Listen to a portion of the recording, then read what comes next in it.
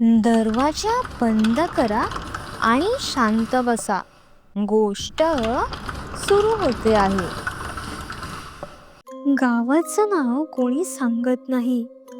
नकाशावर ते दिसत नाही आणि तरीही लोक तिकडे जातात, कारण तो कधीच येत नाही. आपणच हळूहळू त्याच्याकडे सरकतो. माझं नाव राहुल. मी कुठल्याही भूताच्या शोधात नव्हतो. मी फक्त माझ्या बाबांच्या मृत्यूचं कारण शोधत होतो. बाबा गेले तेव्हा डॉक्टरांनी एकच शब्द वापरला होता, नैसर्गिक. पण मला तो शब्द कधीच नैसर्गिक वाटला नाही. कारण मरण्याआधी 3 दिवस बाबांनी एकच वाक्य पुन्हा पुन्हा म्हटलं. तो मला बोलवत नाही, पण मी चाललोय. मी विचारलं होतं, कोण? ते हसले. पहिल्यांदा आणि शेवटचे. बाबांच्या वस्तू आवरताना मला एक जुनी वही सापडली. कोणतीही तारीख नाही. पहिल्या पानावर एकच ओळ, जेव्हा वाट दिसायला लागते तेव्हाच थांब. मला हसू आलं, पण थोडं वेगळं वाटलं. किंवा सावधानचा इशारा. पण पुढच्या पानावर नकाशा होता. पूर्ण नाही, फक्त दिशा, रस्ता, मग वळण, मग काहीच नाही. तिथे फक्त एक वाक्य, इथून पुढे रस्ता नाही, तरीही लोक जातात. मी गावात चौकशी केली. कोणी नाव घेत नव्हतं, पण प्रत्येक जण दिशा सांगत होता. त्या टेकडीपाशी, जिथे झाड एकमेकांकडे वाकलेली दिसतात. रस्ता संपल्यावर जरा पुढे. मी विचारलं, तिकडे काय आहे? सगळ्यांनी एकच उत्तर दिलं, काहीच नाही. म्हणजे तसं काही नसावं. पहिल्या दिवशी मी तिकडे गेलो नाही. दुसऱ्या दिवशीही नाही. तिसऱ्या दिवशी मी नकळत तिकडे वळलो. कोणी सांगितलं नव्हतं, कोणी बोलावलंही नव्हतं, पण पाय चुकीच्या रस्त्यावर गेले. रस्ता संपला. मोबाईलचं नेटवर्क गेलं. हवेत एक विचित्र शांतता होती. आणि तेव्हा मला कळलं, तो कुठेच नव्हता, पण मी त्याच्यापर्यंत पोहोचत होतो. रस्ता संपल्यावर लोक परत फिरतात असं आपण समजतो, पण खरं म्हणजे रस्ता संपलाच नाही असं त्यांना वाटायला लागतं. मी उभा होतो. समोर मोकळी जागा, माती, गवत आणि थोडे दगड. काहीच विशेष नाही. पण बाबांच्या वहीतलं वाक्य डोक्यात घुमत होतं, जेव्हा वाट दिसायला लागते तेव्हाच थांब. इथे तर वाटच नव्हती. मग मी पुढे कसा चालत होतो? पहिलं पाऊल टाकताना काहीच वाटलं नाही. दुसरं पाऊल थोडं जड वाटलं. तिसरं पाऊल टाकताना लक्षात आलं, मागचा रस्ता दिसेनासा होत होता, जसं कोणी खोडून टाकलं होतं. हळूहळू मी मागे वळून पाहिलं. रस्ता होता, पण तो आठवणीतला वाटत होता, प्रत्यक्षातला नाही. मी स्वतःला समजवलं, घाबरू नकोस, घाबरू नकोस, काहीच नाही. तेव्हाच मी एक गोष्ट ऐकली. आवाज नाही, शब्द सुद्धा नाही, फक्त दिशा. तसं डोक्यात कोणीतरी सांगितलं, इथून. मला कोणी हाक मारली नव्हती, नाव घेतलं नव्हतं. तरीही मी वळलो आणि पहिल्यांदा मला तो चिन्ह दिसलं. जमिनीवर माणसाच्या पावलांसारखं, पण उलट. टाचा पुढे आणि बोट मागे. मी थबकलो. बाबांच्या वहीत पुढचं पान आठवलं. तो मागे चालतो आणि आपण पुढे. त्या क्षणी माझ्या अंगावर शहारे आले. मी परत फिरायचा प्रयत्न केला, पण मागे जाणं म्हणजे समोर जाण्यासारखंच वाटत होतं. दिशा गोंधळल्या होत्या. तेव्हा मला पहिलं सत्य कळलं. तो रस्ता बदलत नाही, आपणच बदलतो. थोडं पुढे गेल्यावर मला काहीतरी दिसलं. एक माणूस, तो उभा होता, पाठ माझ्याकडे. मी एक हाक मारली, ए. तो हलला नाही. मी जवळ गेलो, अजून जवळ. तेव्हा दिसलं, तो जिवंत नव्हता, पण मेलेलाही नव्हता. डोळे उघडे, श्वास चालू, पण चेहऱ्यावर एक रिकामी शांतता. जसं काही तो स्वतःच्या निर्णयाची वाट पाहत होता. मी त्याच्या हातातली वही पाहिली, माझ्या बाबांची वही. मी ओरडलो, बाबा. तो माणूस हळूच वळला. ते बाबा नव्हते, पण त्यांचा आवाज अगदी तसाच. तो माणूस म्हणाला, मी आलो नाही राहुल, तू आलास. त्या क्षणी मला कळलं, इथे कोणी पकडत नाही, कोणी ओढत नाही. इथे येणं हा आपलाच निर्णय असतो, आणि एकदा घेतलेला निर्णय तो आपल्या मागे चालायला लागतो.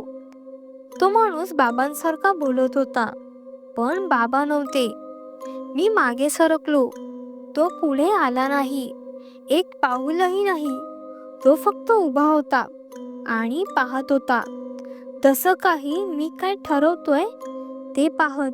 मी विचारलं, तू कोण आहेस? तो हसला. ते हसू बनावटी नव्हतं, ते थकलेलं होतं.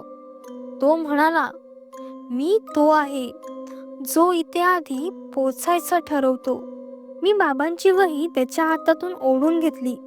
ती वही हलली नाही, जणू ती त्याच्यात हातात असावी. तो म्हणाला, ती तुझी नाही, ती वाटेची आहे. मी ओरडलो, माझे बाबा कुठे आहेत? तो थोडा वेळ शांत राहिला, मग म्हणाला, तुझ्या दिशेने चालतोयस त्याच दिशेला ते थांबले. मी पाहिलं, आजूबाजूला आता एकच माणूस नव्हता. दूर दूर असे अजून काही उभे होते. कोणी झाडाजवळ, कोणी दगडाजवळ, कोणी मोकळ्या जागेत. सगळे उभे, सगळे शांत. सगळ्यांच्या डोळ्यात तीच रिकामी वाट. मी विचारलं, हे सगळे मेले आहेत का? तो मान हलवून म्हणाला, नाही, हे थांबले आहेत. माझ्या अंगावर काटा आला. थांबले? कशासाठी? तो म्हणाला, जेव्हा वाट स्पष्ट दिसते तेव्हा सगळ्यांना एकच प्रश्न पडतो, आत्ताच जायचं का? काही जण जातात, काही जण थांबतात, पण जे थांबतात, तो थोडा थांबला, ते इथेच राहतात. मी एक स्त्री पाहिली. तिचे डोळे ओलसर होते, ओठ हलत होते. मी जवळ गेलो. ती हळूच कुजबुजली, माझा मुलगा वाट पाहतोय. मी विचारलं, कुठे? ती म्हणाली, जिथे रस्ता संपत नाही. मला कळलं, इथे कोणी अडकलेलं नाही. इथे सगळे स्वतःहून थांबलेले आहेत, आणि ते सगळे एकाच गोष्टीची वाट पाहत आहेत, पूर्ण वाट दिसण्याची. मी त्या माणसाला विचारलं, मग तो कोण आहे? तो खाली पाहू लागला. पहिल्यांदा तो घाबरलेला वाटला. तो म्हणाला, तो कोणी वेगळा नाही, तो तोच आहे जो शेवटचं पाऊल टाकतो. त्या क्षणी जमिनीवरची उलटी पावलं हलली. हळूहळू ती माझ्या दिशेने सरकू लागली. कोणी माझ्याकडे येत नव्हतं, पण मी त्यांच्या जवळ जात होतो. उलटी पावलं माझ्याकडे सरकत नव्हती, ती फक्त जमिनीवर उमटत होती, एकामागोमाग एक. जसं काही मी आधी चालून आलो होतो, आणि आता त्याची आठवण जमिनीत उमटत होती. तो माणूस मागे सरकला नाही, तो पुढेही आला नाही.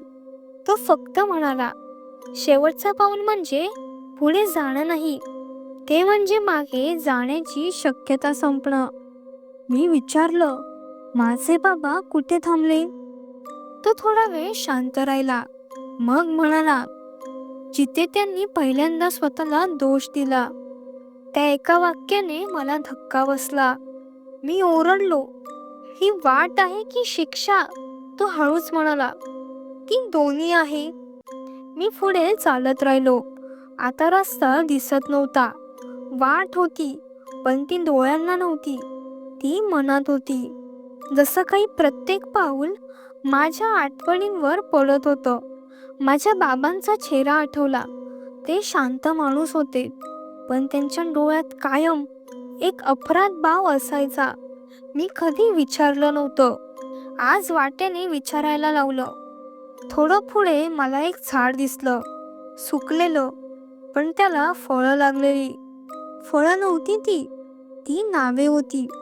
नाव कोरलेली. मी एक नाव वाचलं, माझ्या बाबांचं. हात थरथरले. मी विचारलं, हे काय आहे? तो माणूस म्हणाला, जे थांबतात ते स्वतःच नाव सोडतात, मग ते वाटेचा भाग होतात. मी त्या झाडाला हात लावला. थंड नव्हतं, उबदार होतं, जसं काही ते श्वास घेत होतं. तेव्हा मला समजलं, ही जागा जिवंत आहे, पण माणसासारखी नाही.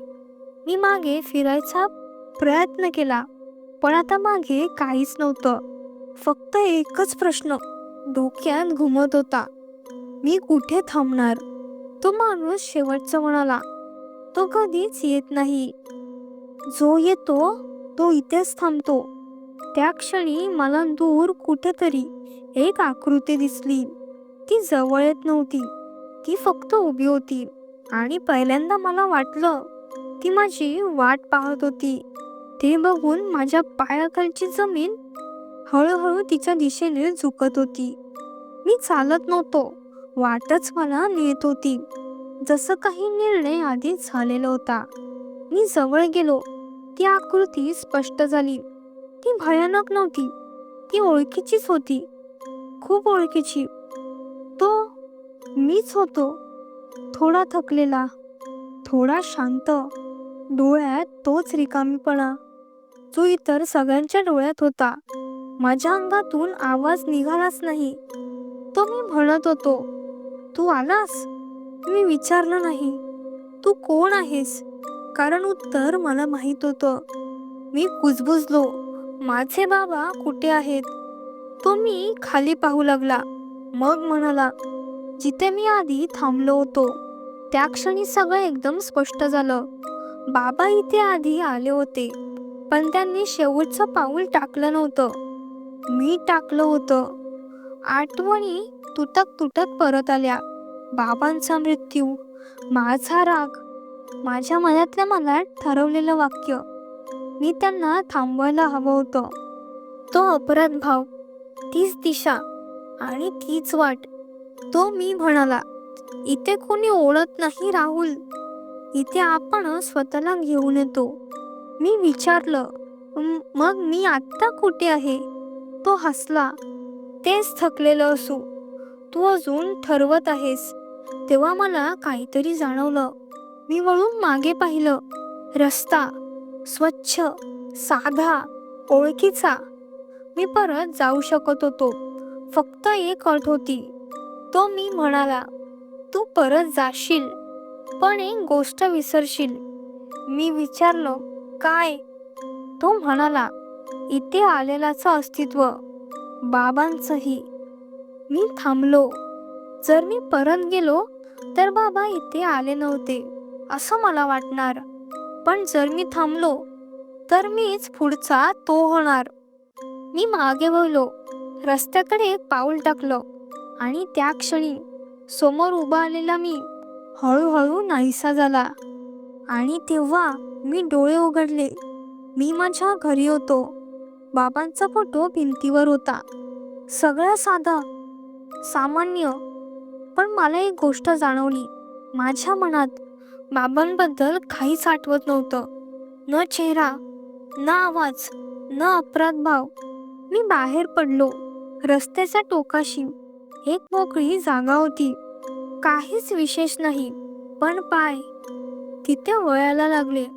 कोणी बोलवत नव्हतं, तरीही मी चालायला लागलो.